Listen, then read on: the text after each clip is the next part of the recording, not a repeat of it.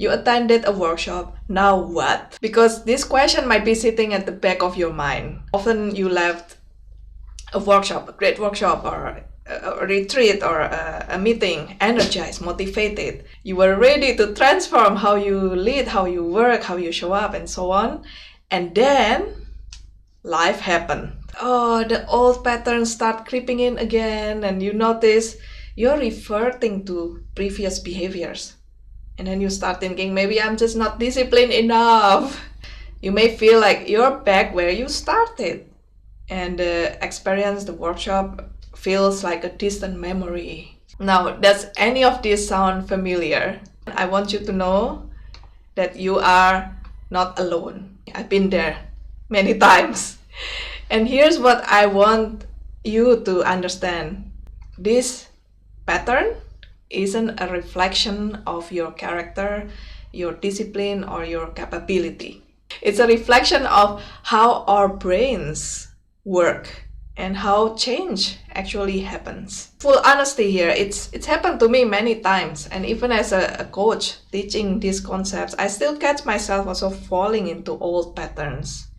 Like for instance, just last month, I attended a fantastic workshop on using AI for productivity. I was so inspired. I implemented some things for about 3 to 4 days, and then gradually I got busy. I kind of forgot about it, and I was back to my old system. I don't judge myself harshly for it, that I'm not beating myself up for this. So why does this happen when we want to change something in our life, we want to change our behavior? So what's really going on? First, your brain, our brains, all our brains are wired for efficiency, not change. And your brain sees them as the safe and energy efficient one to always execute each time. And when you want to create new behaviors that require more of your mental energy actually, and your brain interprets that as a threat, kind of like, oh, this is like sucking so much of my energy reserve. So kind of like, that's why I will try to make this as difficult as possible. That's how the brain works. And secondly, workshops or retreats, they create artificial conditions because you are in a cocoon environment, you are focused, inspired, and away from your usual stressors and pressures.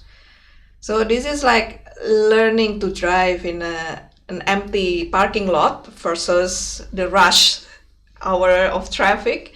The skills you use are still the same, but the conditions are just completely different. And thirdly, so your saboteurs, these negative thought patterns that we've discussed more elaborately in the workshop, these saboteurs love to hijack your momentum. For instance, your judge may say like, see, you're not disciplined enough.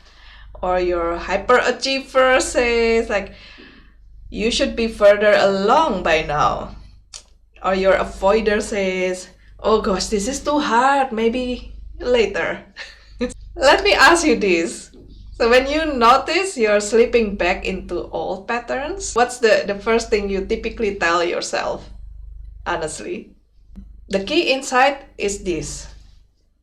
The problem is not that you are not applying what you learn. The problem is that you're trying to apply it without addressing the underlying mental fitness.